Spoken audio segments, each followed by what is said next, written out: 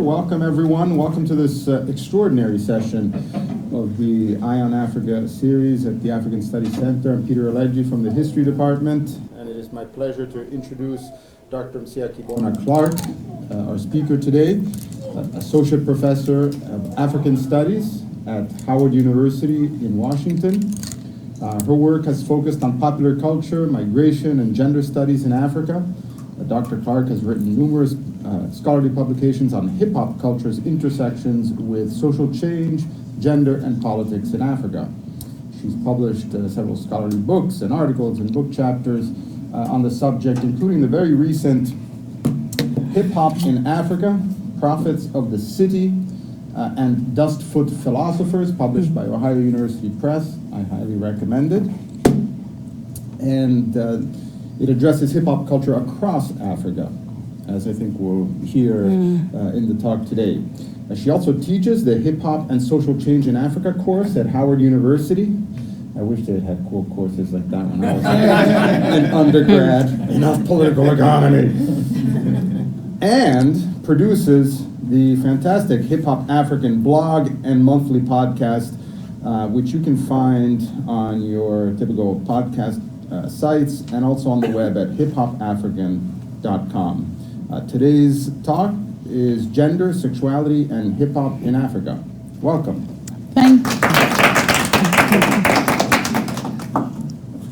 Thank you very much. I'm very excited to be here. MSU's Center for African Studies is probably, very legendary and definitely has a really good reputation, so I'm definitely honored to be here and to have been invited.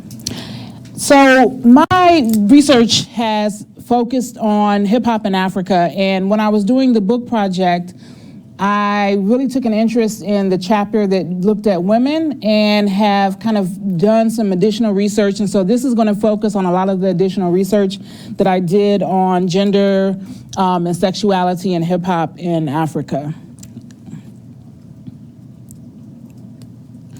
Okay, so first, looking at the role of women in hip hop in Africa, African women MCs often navigate both African cultures and hip-hop culture. And so by simply deciding to be a hip-hop artist, whether it be as an MC, because I'm looking at hip-hop not just as music, but whether as an MC, a DJ, a dancer, or a graffiti artist, they are pushing back against local cultural norms as well as hip-hop cultural spaces that attempt to define how women can participate. As women enter the culture as artists, they are often consciously or subconsciously creating diverse representations of African women. So not each artist intends on making a social statement, but often does so just by their very presence in a very kind of masculine space. So first, in terms of looking at African environments, within many African cultural environments, women hip-hop artists often have to confront gendered social structures, and in doing so, often their personal ambitions are challenged by local expectations. And so what that often means is their career paths are often disrupted more so than their male counterparts. And so they're often challenged by expectations as far as motherhood and being married, social expectations regarding the idea of women being out at night when many of their performances are occurring. And so I found that in the research, many women would retire, quote unquote, from hip hop because of the expectations. And you also had kind of the sexualization of women and women expected to be more sexual in their music, especially in South Africa. So these challenges often result in disruption and delays in their productions, performances, and career opportunities. And you also have the consequence of unequal access to social capital and economic resources, which is something that is kind of broader than just hip hop culture. That's something that women, kind of in Africa face is kind of this unequal access. So moving within hip hop culture, you also have women who are depicted as there's kind of two options, either honorable and deserving respect or unhonorable and deserving no respect. And it's men who decide whether or not you're honorable or dishonorable. And the respect is kind of given by this male-dominated hip-hop community. And so women often find hip-hop spaces hostile to their participation, except when it is done through all male crews or male artists. So for example, and this is the same thing here, for many women, their only avenue to the hip hop scene or to the music scene is kind of being the one woman in an all male crew. And so that's how many women kind of get introduced, or, being featured on a male artist song. Now, a lot of women are kind of breaking that. But initially, especially in the earlier days of hip hop in Africa and hip hop in the US, the late 80s, early 90s, mid 90s, late 90s, this was kind of the norm. So hip hop's masculine culture attempted to define the role that women can play in hip hop. And it has been a struggle. Even the term femc, which is a term that was created to indicate a female MC, is something that today's women artists are pushing back. And I found out actually the hard way, because I was going to South Africa to do some research, and on Facebook said, oh, I'm going to interview some femcs. And one of the women, she texted me, emailed or sent me a message. We weren't friends on Facebook, but she sent me a message basically, criticizing my use of the term FMC. So as a researcher, I've had to kind of, because I was still working, I think, on the book at the time, I had to go back and word search FMC and kind of revise anytime I've used that term, because kind of subconsciously, not even knowing it, I was kind of perpetuating this idea that a FMC is a different type of MC. They're not real MCs. And so a lot of women don't like that term. Also the term first lady or the queen of this or the queen of that, to suggest a specific category rather than just putting them in a general category of being an MC who happens to also be a woman. So in terms of looking at women in hip hop spaces, I'm gonna play a clip from an interview I did with Gigi Lemaine, who is a hip hop artist out of South Africa. So she's from Johannesburg. She graduated from Wits University. The spring semester after kind of the height of the Fees Must Fall. And so after that, literally a month or so after graduation, she drops the song Fees Will Fall. And I'm sure she was, careful not to drop it before she graduated, not to release it before she graduated. So she waited till she graduated. But I did an interview with her, and so she talks about kind of the women being in these spaces. So I'm hoping that it will pick up. People are still even trying to get used to the idea of female rapper now. We're moving out of the zone of being the video vixen in the background, has the looking pretty half naked, to being the girl who's there, trying to push some kind of movement, trying to share her view on society. She doesn't speak for the girl on the corner who can't get a job, who's got 2 kids, Okay, that's it. Thank you, sorry. So she talks about kind of women getting out of the boxes that they have been placed in, and kind of resisting that, and speaking to other women, and speaking to a diverse experience, and not kind of limiting themselves to what, men say that they should do. And so then looking at the politics of women's representation in hip hop, looking at the subject matter that women tend to discuss, women MCs address topics that are similar to those of their male counterparts, but they often do so using a different lens. And so I'm going to look at some of the messages that women talk about, and then the topic of motherhood and the topic of race, and some ways in which women artists have kind of addressed these. So in terms of looking at motherhood, women often present multidimensional representations of African women. And so they're more likely to represent agency among both rural and urban women. And so a lot of the times it is the rural woman who's suffering and who has a bunch of kids and taking care of the house. That is often the image that is depicted. But women MCs will often present multi-dimensional images of both rural and urban women. They're more often to present complex relationships with motherhood, as well as mental health and depression. And so this is an excerpt from Ms. Ntabi, who's from South Africa, and she says, "It's just stress, pain, problems with love. My heart breaks because it feels as though God's given up. On my mistakes I take each day at a time. Sometimes I contemplate the different ways of taking my life. But suicide is not the answer to this. Whether I choose to slip my wrists or take a couple of pills, I need peace." And so Ms. Ntabi is one of the artists that left hip hop culture because of the pressure of, kind of sexing it up and some of the stresses of being a woman in a male-dominated industry. And she didn't want to go R&B and, switch genres. She wanted to be a hip hop artist, a lyricist, but found stress. So she has slowly kind of started to come back, but has talked about, and so it wasn't uncommon to hear messages of women dealing with depression, women dealing with mental illness in their music.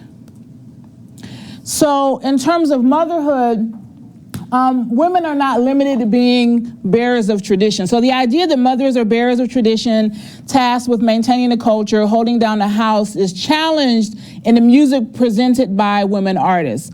Women in hip hop culture who exude these qualities are sometimes bestowed the title of queen and expected to abide by the politics of respectability.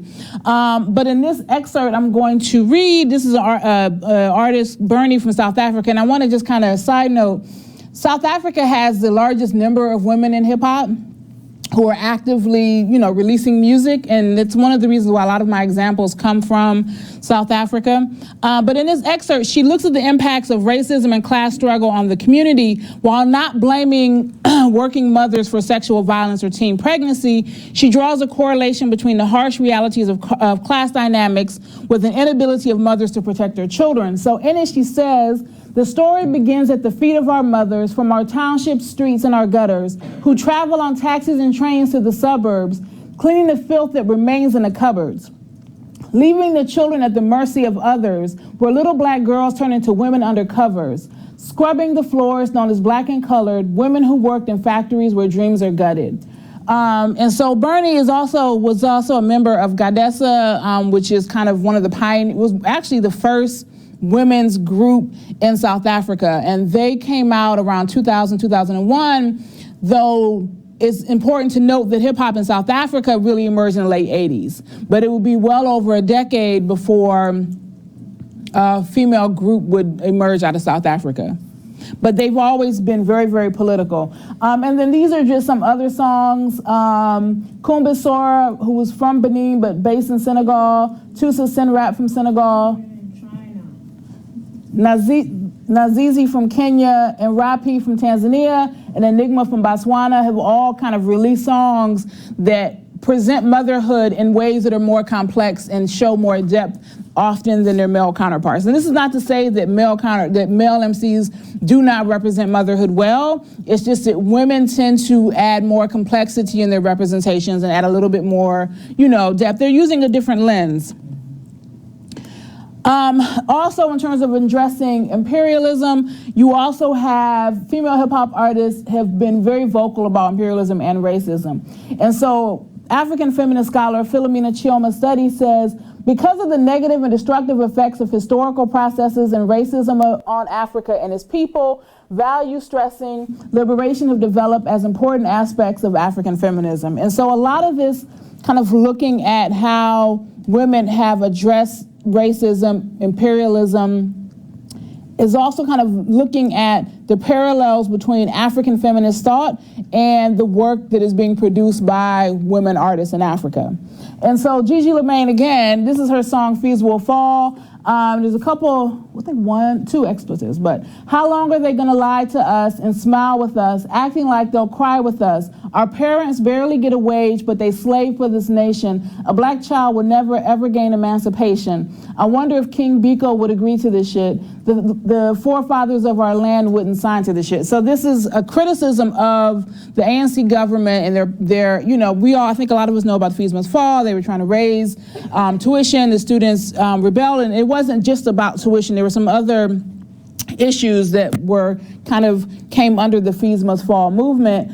And so, kind of looking at this idea that the ANC has kind of gone back on its promise that the forefathers who fought for the end of apartheid, would not agree to this. And then especially evoking the name of Steve Biko. And so some of the songs that have really addressed race and racism include artists Elness in Kenya, Muna in Senegal, Gadessa, the group Gadessa in South Africa, and Dope St. Jude out of South Africa as well. And this is a tweet by actually the artist who's on the cover of the book, Kanyumavi. This was one of the things that when the Pretoria Girls High School, I'm not sure how many of us know about that, but it's a private school in South Africa, and the girls were told wearing their natural hair was not neat, and so they needed to straighten their hair or something, and so they protested. And so this was her showing solidarity with just a simple hashtag Stop Racism at Pretoria Girls High, and I'm not going to pronounce the next one because I'm not going to say it right, but a lot of the women came out in support of what these girls were trying to do. I mean, a lot of activists, period, in South Africa came out in support of what was happening, because it went beyond just a hairstyle. There were the racial dynamics, and it was a more complex conversation. And so the women have been really outspoken in terms of that. So in terms of looking at patriarchy, sexuality, and agency, I'm going to look at, so when it comes to sexuality, women MCs often offer representations of female sexuality that challenge patriarchy and attempts to police their bodies. They demand that we recognize their agency, and they present their own sexual and gender identities. And so, for example, I don't know if there's another, but I know one of the only artists out of South Africa, or out of Africa, who identifies as, I'm trying to get my terms right, non-binary, gender fluid. So I actually did an interview with this artist, Nazli Saif, who, when I first met, identified as a woman. And so when by the time we did the interview, Nazli was kind of, rejecting any gender-specific pronouns. And this is the first artist that I know of on the entire continent of Africa who has kind of come out and, identified this way. And they talk about their identity just being political. Just being who they are is a political statement. And, Nazli comes from a family that's, with the Indian background, Muslim. She lives in a Muslim community in Cape Town. They live in I'm working on it, and it's definitely, I think I'm working on it. But I was happy I was happy during the whole interview, and even, the discussion up to it, I was. So I found in my research that there typically ended up being two different types of songs that resisted patriarchy, that attempted to confront patriarchy. The first were songs that were written to inspire. So these are songs that inform the listener of the experiences of women in a way that conveys a sense of us rather than them, and it acknowledges a shared experiences like, sisters, we will get through this. Women of the world, we are together, we are one. We will overcome this, we will survive this. And then you have the other, which are songs that are written with the intent of confronting patriarchy.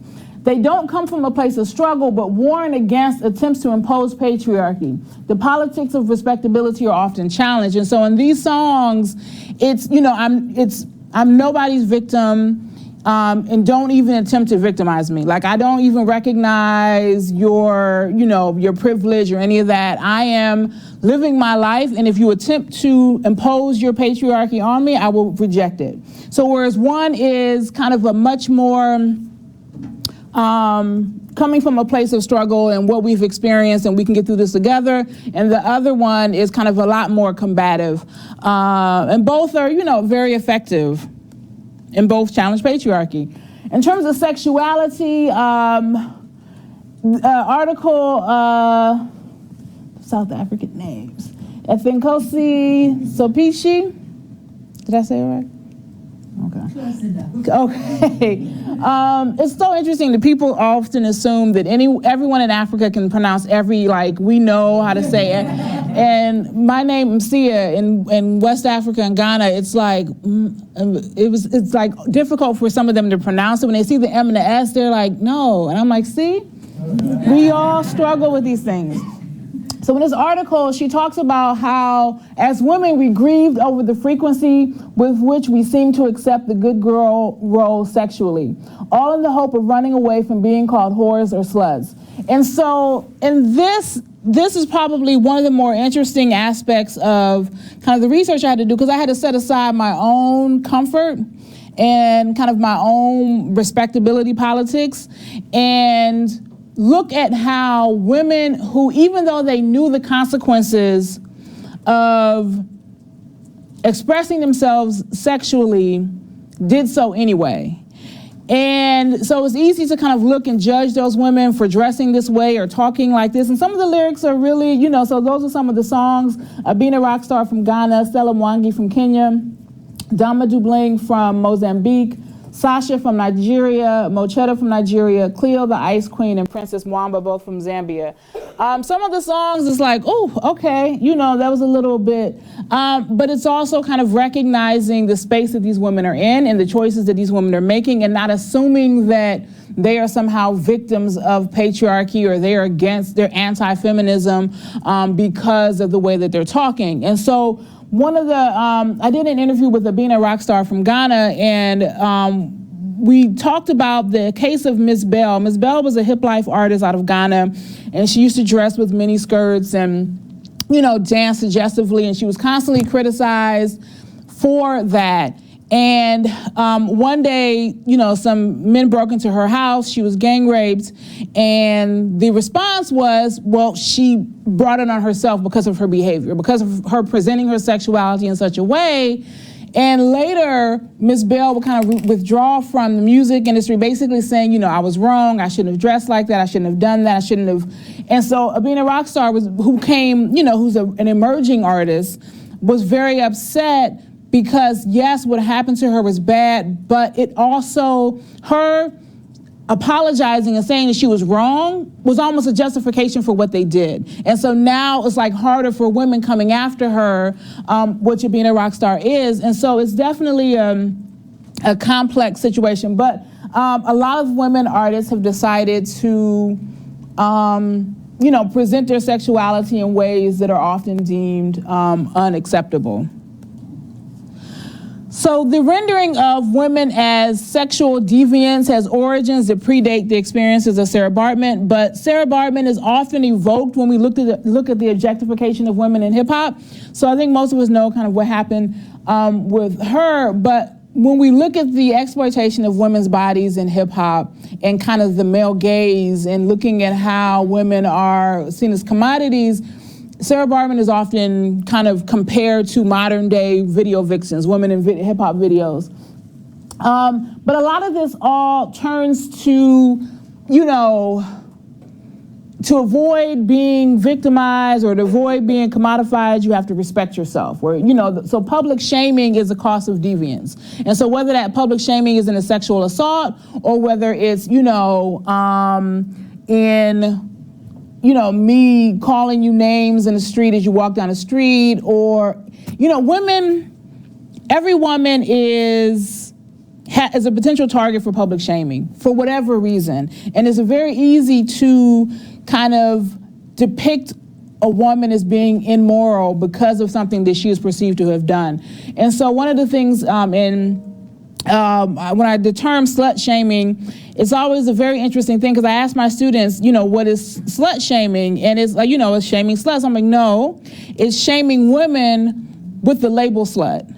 And so it's this idea that you are a woman and I'm using this label because you have somehow offended me or you have kind of stepped out of your lane and you are doing things that are inappropriate or I am uncomfortable with. So therefore I am giving you this label. And so a lot of women in hip hop are, kind of trying to challenge the politics of respectability. So in many places, women are dismantling respectability politics in a couple of ways. One is through their aesthetics, and two is through their lyrics. And so by aesthetics, I'm talking about the way women dress. So, for example, the miniskirt has become a contested battleground over the policing of women's bodies in places like Uganda and Kenya. I mean, so Uganda tried the miniskirt ban. In Kenya, there have been women who've been stripped in the street because they wore a miniskirt. And so this is all public shaming. This is all, an attempt to police how women behave, how women dress. But you also have women who create songs and videos that celebrate their sexuality and express sexual desire and reject the idea that women are supposed to be passive. I just got a couple, okay, I'm gonna hurry up. Okay, so women also use music and images to present alternative narratives. So artists may use their music as a way to kind of create different narratives of themselves. Even when behaving in a way deemed socially unacceptable, women can often construct a different narrative. I'm gonna speed it up because I realize so in terms of lyrics, in terms of looking at feminism specifically, even though some women do not identify with feminism or do not label themselves feminists, and a lot of that is because they see feminism as something that's in the academy, and it's not something that is kind of in their daily lives and is relevant to them. But two artists, both of whom actually, Gigi Lemaine graduated from VIS and Dope St. Jude graduated from University of Cape Town, have all kind of addressed feminism. And so in Gigi Lemaine's song Genesis, she says this is what feminist freedom would really sound like, and she kind of goes on into talking about herself and empowerment and things like that. And then Dope St. Jude has been critical of feminism, saying your brand of feminism to my world is so outdated. Please update it for the rapper, I forgot that was there. For the rappers, for the fly girls, for the girls who like to F, for the sisters, for the mothers. Now Dope St. Jude is one of the first queer artists out of South Africa. So she comes from Cape Town and she usually raps in a slang called Gael, which is a queer Cape Town slang. And so a lot of her music challenges kind of gender roles. She has one line for the girls with the baby daddies and the baby mamas, in the sense that, two women having a child or a man and a woman having a child. So she looks at, different dynamics. And in this, she's been very critical of kind of the feminism of the academy and it not reflecting the reality of what's on the ground, and the feminism that she speaks to. She's speaking to, the woman in the township who's not at UCT and recognizes that UCT is a place of privilege. And so finally, looking at a quote by Kyra Gaunt, who is a African-American hip-hop feminist scholar, who says that women's lyrical assertiveness allowed them to construct themselves as sexual subjects rather than remaining trapped in the sexual objectification of songs by male artists. So I will say a lot more has been done on women in hip hop from the academy in the US, from American scholars, especially looking at African American women. And so it has definitely helped kind of look at African women, though African women's situations are different. There are a lot of parallels. But yeah, so is that it? Yep, that's it. So hopefully.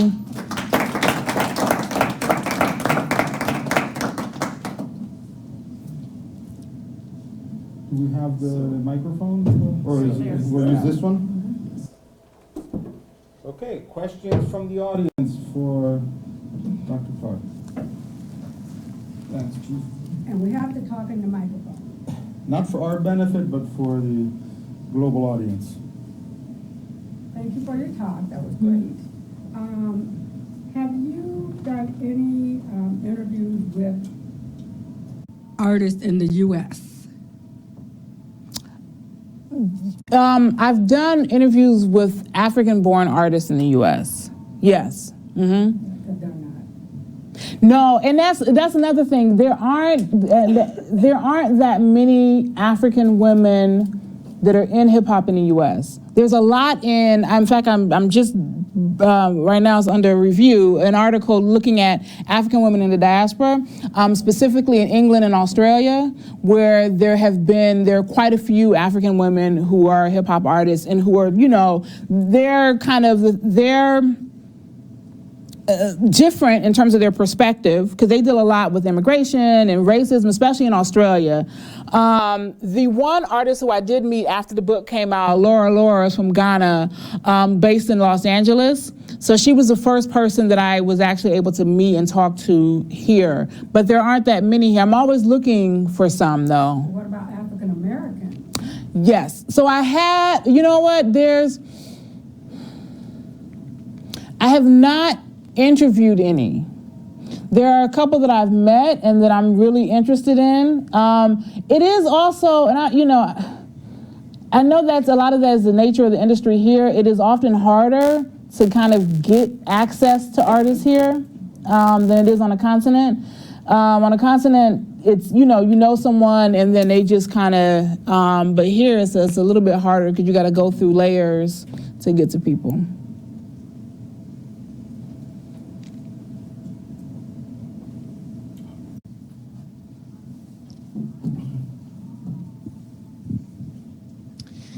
I have a question about this specific research that you're doing about the temporality, because as we know, the hip hop studies, specifically in East Africa, came from South Africa from the beginning of 2002, 2003. There's a lot of stuff about it. And I think from that time up to now, things must have changed in certain aspects about the female artist. I remember the times of in Tanzania of Jay-Z or Sister P. Yeah. But in that case, compare what you are now researching, what have been dramatic changes in the situation of hip-hop women artists in Africa? Or what do you think about all these years of research? What have shown about that? Yeah, it's definitely, in Tanzania, it's been a bit, I think, frustrating because you have, so some of the women that are in the images that are from Tanzania, those pictures were taken 2013, 2014. Most of them have kind of left hip hop. And they'll come out, face some difficulty, and then go get a quote unquote real job. And and so that happened to like the first and second generation of women artists, and that's happening now. There's an artist, a younger artist who just came up when I was in Tanzania in November. I interviewed her, and it was, sometimes you interview people and it's really like she had and that's why I won't say her name, because she had a difficult time even articulating why she says the things she says and why she talks. And it was just kind of like, this is what's cool. And so this is how I'm talking. And it was, so I'm like, who were your influences? She named no one from Tanzania. And it was like Cardi B and Nicki Minaj. Those were that's who she was trying to mimic. And so it was, again, frustrating because there wasn't any depth there. Now I know in Arusha, the hip hop scene in Arusha, Tanzania, northern Tanzania is much more serious. And so in Dar es Salaam, when I would go to the hip hop ciphers, I think I showed a image from the hip hop ciphers. They were these weekly ciphers where youth would come from around the city every Saturday in Dar es Salaam. And every once in a while there'd be a woman on the mic, and it would usually be the guys who would, kind of encourage her to go up. When I was at the hip hop show in Arusha, the woman on the mic took the mic from the guys. She didn't wait to be invited or anything. And I was like, oh, that was amazing. And that's kind of hip hop is aggressive and confrontational. So you can't really sit back and say, oh, please give me an opportunity. So I think, in Dar es Salaam it's been a little bit frustrating. And I think also the idea that they won't be able to make a career out of it is the perception. And so that's why also another reason why. And then also kind of one of the women had a baby. And she basically was expected to stay home and take care of the baby. So that, and a lot of times in interviews, we would, have to kind of schedule an interview around kind of child care responsibilities, or there would be a child in the background, or they'd have to cancel because, something with the child. That never has ever happened with male artists. But with women, there was so much family stuff that would kind of come in and would disrupt this, or we'd have to stop and kind of do that. And not to say that, you shouldn't put your family first, but just the kind of the differences between some of the responsibilities that are kind of placed on women and versus men. But yeah, in Tanzania it's been frustrating. I wish there were more, but there aren't. Kenya has quite a few women who are involved in hip hop, but Tanzania, they come and go a lot.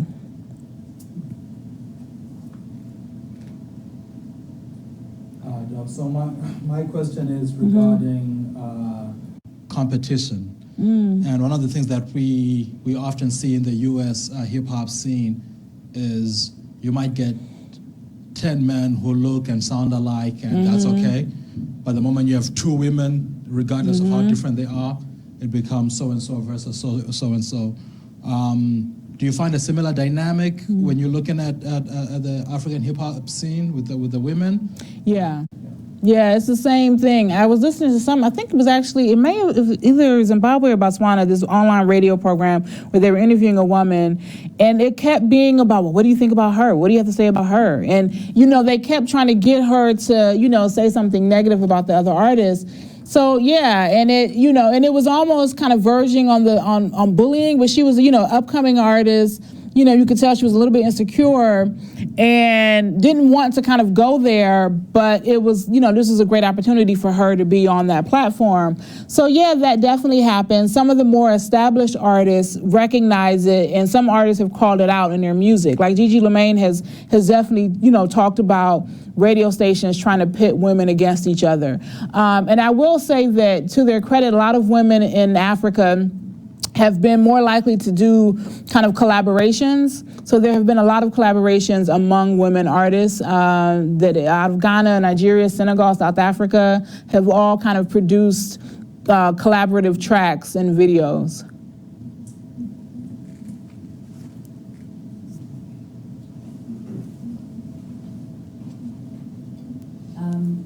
So I've heard a lot of talk about hip-hop in Africa being cultural appropriation from the US. What's your take on it being cultural appropriation versus globalization?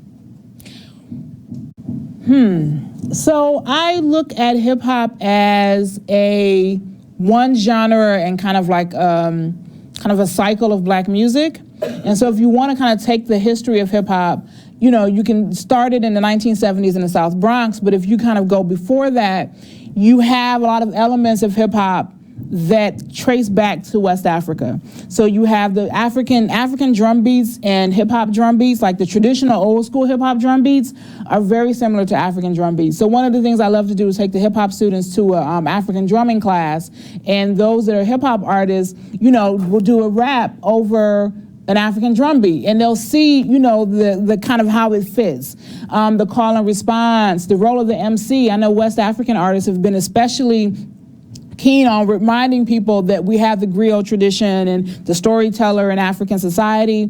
So these things, and tasu, which is, the Senegalese say is a form of rapping that predates hip hop. That was, it's traditional in Senegal. So if you look at it like that, you have kind of West Africans coming into the diaspora through the transatlantic slave trade, enslaved Africans kind of retaining some of these musical elements, and that kind of evolving. Then you have the Caribbean immigrants coming in, all of that evolving into hip hop, and then boomeranging back across the Atlantic Ocean to Africa, where Africans have taken it and made it their own. And one of the great things about hip hop is representation is a key part of hip hop. Who you are, where you're from. So no one cares that Madonna is from Detroit, but everyone knows that Eminem is from Detroit because he represents Detroit in his music. He pulls references from Detroit that if you're from there, you immediately recognize. And so with hip hop artists, so if I'm a hip hop, and there are a couple artists in Tanzania that will wear Timberland boots in their videos, and it's like you never need Timberland boots in Dar es Salaam ever, but they'll reference them and talk about them. That's but then when they start kind of talking about their local experiences and referencing things that only people the Swahili in most Tanzanian hip hop, I cannot decipher. You can't Google translate it because it's changing and it's so they've definitely taken it back and now have kind of made it into their own. So.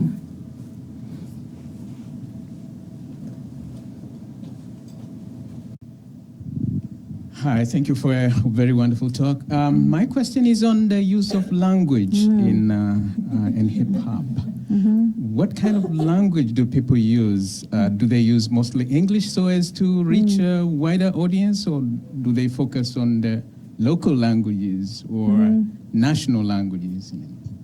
That's a great question, and it varies. I know specifically in Tanzania, in the early 90s, mid 90s, there was kind of like a move within the radio stations and record companies to only really produce and push Tanzanian music that was in Swahili. And so if you were English performing artists, they wouldn't play you on the radio. So now, because of all these English medium schools and, the youth coming out, 18, 19, 20-year-olds speaking English, rapping in English, now they're having a hard time trying to get their music out. And their argument is we legitimately are fluent in English. And this is a language that we're choosing to express ourselves in, but because of that, Swahili only, and a lot of it had to do with national pride, and there's a lot of good reasons for it. But you now have this kind of, divide within the hip hop. And there's actually a group, Tema Yai Nation, of a collective of English performing artists in Tanzania that are trying to break barriers on getting in. And so, but then you have West Africa, Ghana especially, where the artists were rapping Tree, Ghana, Ewe, English, Pidgin English, sometimes all in the same song. So there's a lot more kind of flexibility. But I think, my argument has always been in terms of artists, it's always good for an artist to rap in the language that they're most creative in. But there are a few who will switch to English because they think it's more marketable. But there's also a drop in skill level. Because I tried to do a rap verse in Swahili once, and I had to keep switching it. So it was half English, half Swahili, because I couldn't pull from, my Swahili isn't good enough. I wasn't able to kind of creatively pull the things I needed to. So, yeah.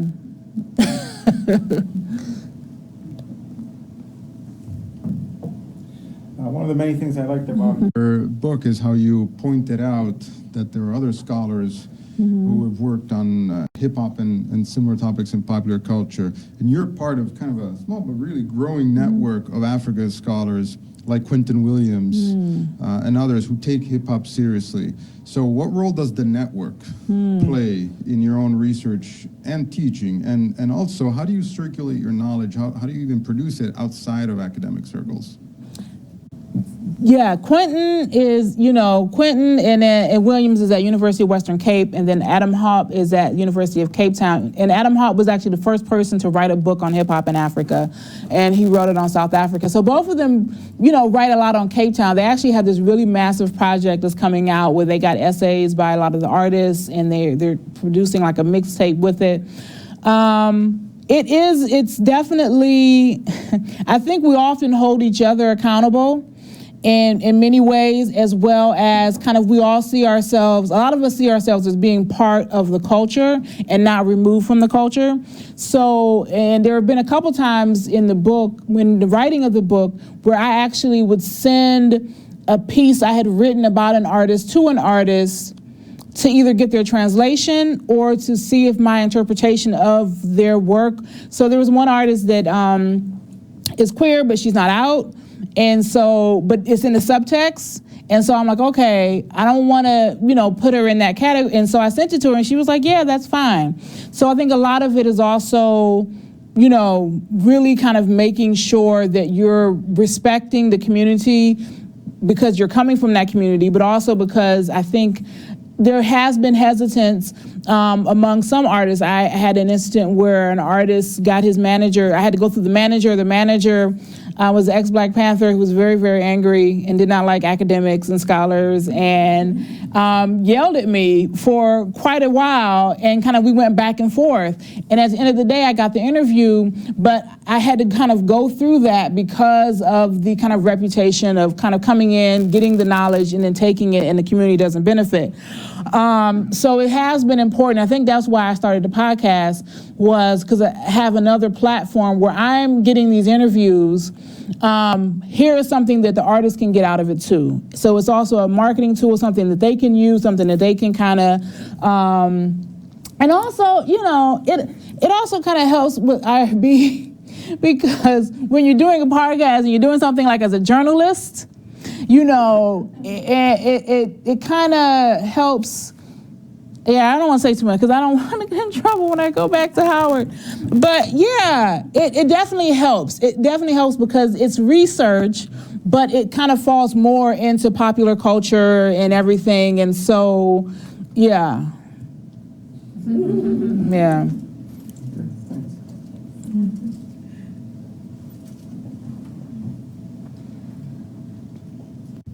I was wondering if you could comment on like the gender dynamics of the industry. So not just the artists, but producers and record label executives and things like that, and the extent to which those gender dynamics affect longevity in careers, or if you think it does.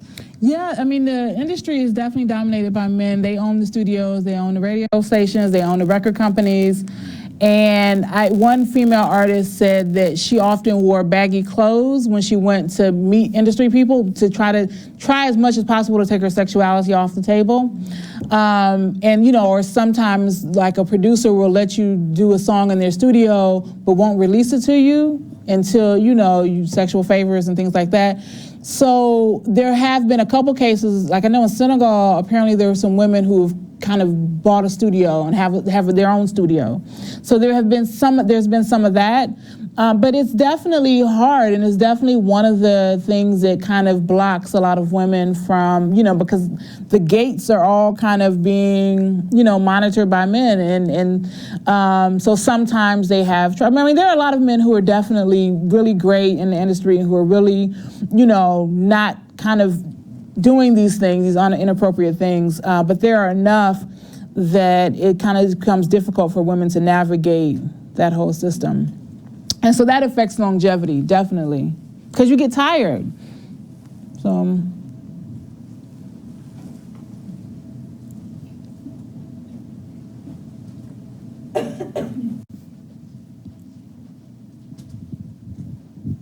Thank you for a very informative and wonderful presentation.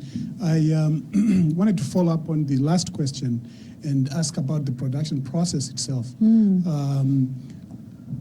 Many women have great musical ideas, but as a person who's spent time in the recording studios myself, I've seen how gender dynamics in many situations thwart the creativity of women because of what you've just explained, the power position that men have in that process. My second thing is to make a comment about the point you made earlier on about the connection, the historical connection between hip-hop music in the United States and Africa and its roots in Africa. Just to say that the connection for most commentators is a West African to the African diaspora connection, but in fact it is, I think, a Pan-African connection.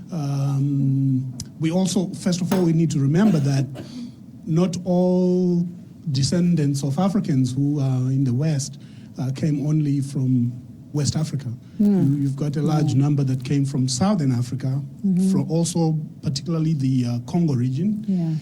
So you have a lot of Bantu musical, cultural elements in hip-hop. Then you can connect it all the way down to traditions in places such as Lesotho, where we have Litoko, which is praise poetry. You look at the Zulu culture, there's a lot of Imbongi, and there's very strong traditions of the spoken word. In fact, if you look at Umbatanga music, it's spoken word. It's rapping. They're speaking very fast. It's in the popular music of Southern Africa, right? So it's And if you go north to Zimbabwe, they have praise that they give to people with totems. These are poems that are recited. So the poetic aspect has always been there. And then, of course, you mentioned the drumming and the rhythms. And so there's a real rich culture there to explore in terms of those connections. But I just wanted to ask if you had seen any connections or any signs of women being thwarted in terms of creativity in the production of music. Sorry.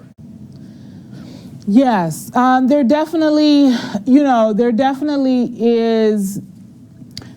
A lot of the times, for women kind of being encouraged to be more sexy, to be more, if you want to sell more records, just tap them. Just tap them in the back of the head. So, so you have that, and especially in South Africa and places where there's a lot of kind of, I don't want to say imitating, but borrowing from American popular culture style. So you'll have a lot of women who are encouraged to sex it up. But you also have talking to conscious, quote unquote, conscious artists that are men. They will deny the status of an MC to any woman they feel is not talking consciousness. So if you're not, or if you're, expressing yourself in a way that they deem is too sexual, that's not really hip hop. And so then that kind of, puts women in boxes, and if you're not performing or doing what, they feel or people around you feel you should be doing, then you definitely have a harder time. So there was one artist, Eugen Blackrock, who is in the book, and she's from South Africa, Johannesburg, was not on the radar at all. She's very, very alternative. Her sound is very, very different. And she was featured on the Black Panther soundtrack. The song Ops, where they're doing a car chase through Korea, through South Korea, I forget the city in South Korea. But that's her song playing. And once that song came out, it was like, oh, okay, then in South Africa, she's getting much more attention, and now they're appreciating her because she went out and got this, from outside. And so that helped her in South Africa. Whereas in South Africa alone, she wasn't getting any attention because she wasn't following these formulas. So sometimes, artists like that get lucky and are able to kind of get picked up and get their, attention that way.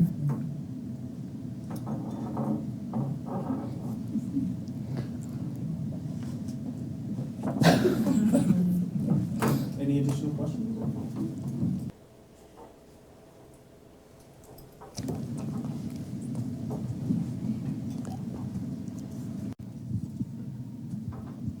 Hi. I'm kind of curious just how the industry looks like at the grassroots level or just like on the ground.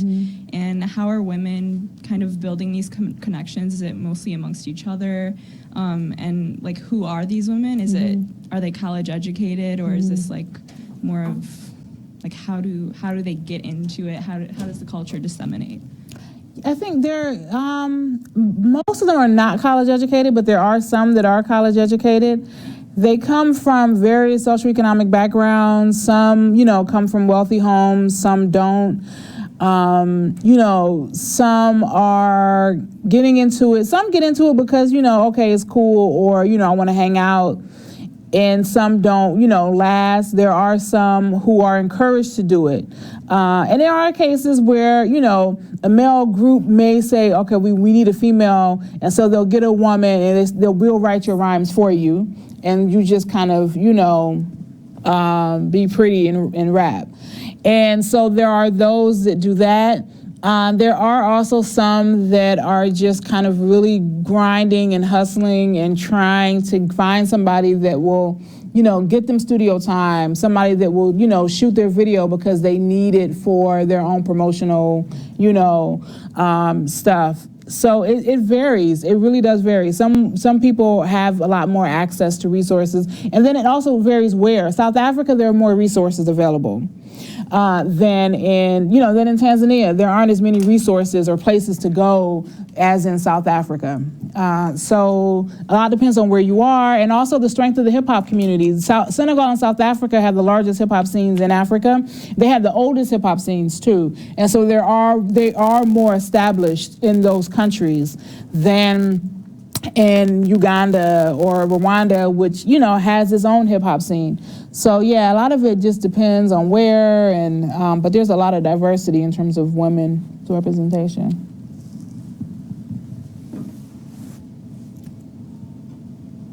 Other questions or comments? I have another question. Who's got the mic? Throw it. Yes.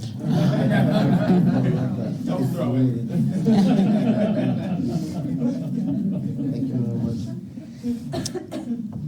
It has relation with my former question, but something that, I know more the case of Tanzania than any other country, but it's something that attracts my attention when you say that most of the female artists struggle with have a space, have a career. I think that at least in the case that I know, the careers of all hip hop artists, including men, are very short-lived. Yeah. And in fact, if you remember all the Tanzanian artists of hip hop, the bongo flavor, or what we know, very few have transcended. Yeah. And are those who became politicians, like Sugu or like Professor J. In the case of women, I think that the problem is that the industry of hip hop in Africa, there's a lot of people, young people who want to be artists. There's a lot of competition. But also has to do with the commercial criteria of the industry in Africa. I mean, no, originally hip hop, like all the hip hop in the world, has to do with protest. A message that has social, political implications, the Jumbe Mkali, as we said in the case of Tanzania. So that's not a problem, because the short-lived career of artists has to do also with the commercial criteria. And this has changed with the time, I suppose. Yeah, it definitely, you're right, in terms of the male artists also kind of having, and then I think those who, you have Professor J and Sugu who went into politics, and then you have other artists who went into just the bongo flavor industry. And so they kind of left hip hop and decided to, do more commercial, because bongo flavor, and I think that's why today in Tanzania you have, there's, I forget the name of the album, mixed track, I think was called Antivirus. It came out a few years ago where the hip hop artists really came after Clouds FM and the bongo flavor artists, because bongo flavor artists were getting all, the opportunities, and they were getting the airtime, and they were, it's more pop, it's not really political. And so the hip hop artists, were complaining, and like some of the hardcore hip hop artists hate to be called bongo flavor. They hate bongo flavor. They think it's ruining hip hop. But then now you also have the problem of hip hop artists disappearing, hip hop artists being imprisoned because they're being outspoken. And so now when I was there in November, there is a real fear of, of talking about social and political issues. And so now, it's definitely hurting the hip hop industry, because artists don't feel free to kind of speak their minds in a way that they, did before. So it's, that if you can't pay your bills, then, and hip hop costs money to go into a studio, to make videos, then it becomes hard to justify continuing. And so then you have to stop. But a lot of, it's definitely that struggle is there. And it's very interesting kind of now what's kind of going on with hip hop in Tanzania.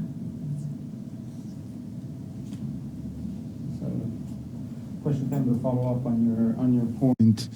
How's the transformation of technology affected these dynamics? It seems that men were even more powerfully dominant in this space when it was about tapes and even CDs, when there were higher costs involved and tighter control by the record companies and others over the distribution, and then you have the sort of internet revolution, for lack of a better term, and now of course social media, which is a space that women in particular, I think, has been recognized, have come to occupy in very forceful and productive ways, and kind of to address the power imbalance to some extent.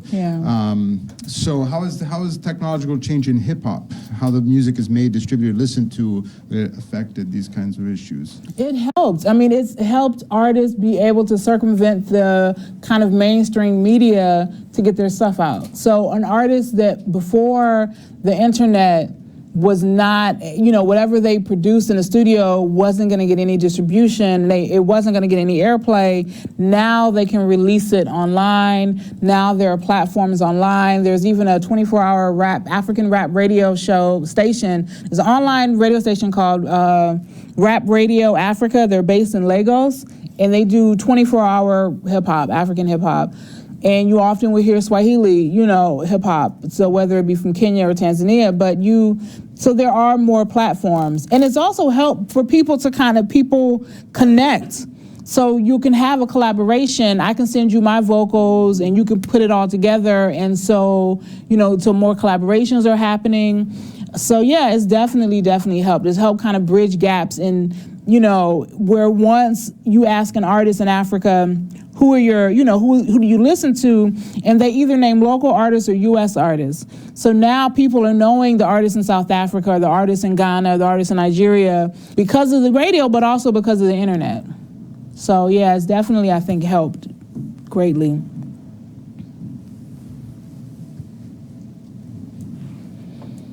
Other thoughts, comments, questions?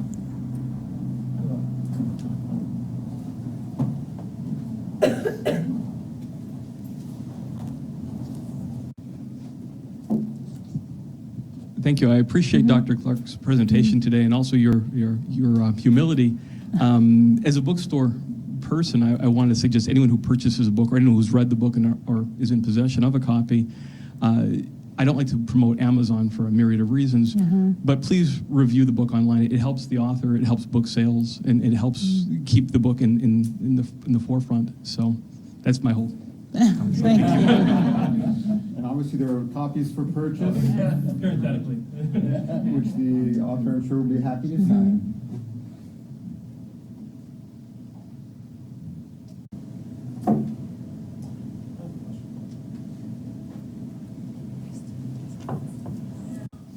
Out of curiosity, I was wondering what really got you down this road in life to make this your area of study and focus.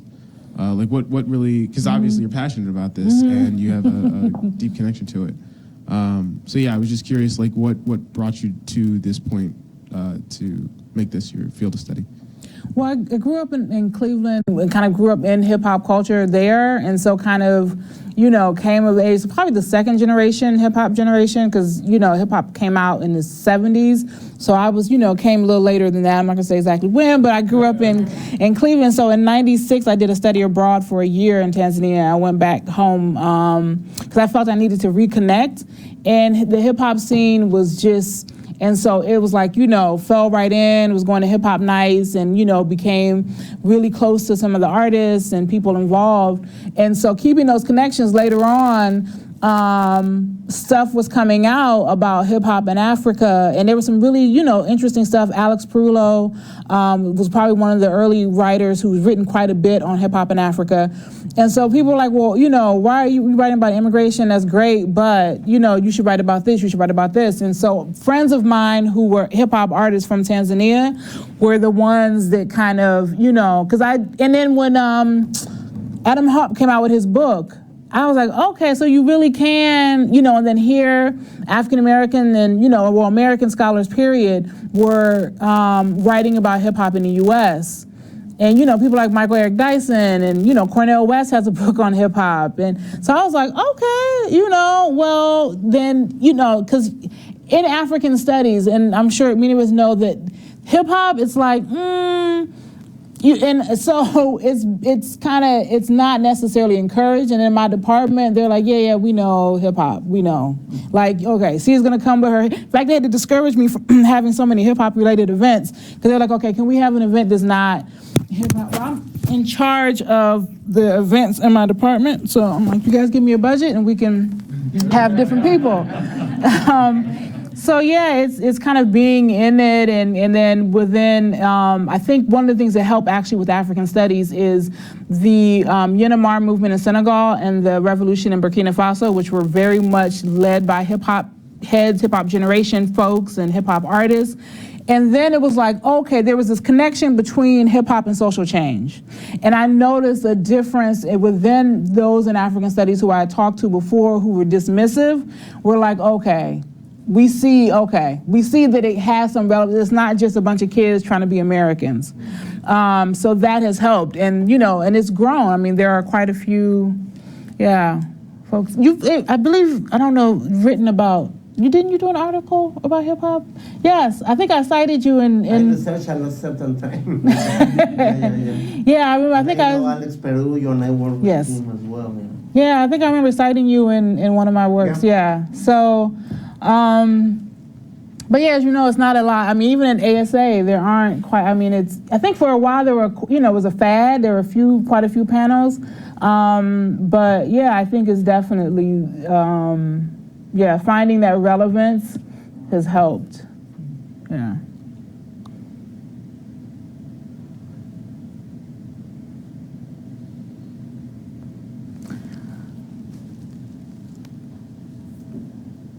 Well, before I hand the mic over, if you haven't signed in, make sure you do so on the way out. That's how we get this money.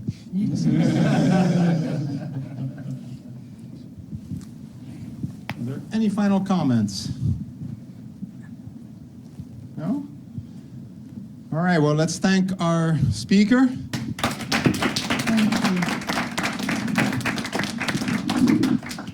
And our next talk, before you all leave, we return to our regular Thursday programming on Valentine's Day. So bring your sweethearts. It's Cal Barrock, anthropologist from Oberlin, will be speaking on cooking data, culture and politics in an African research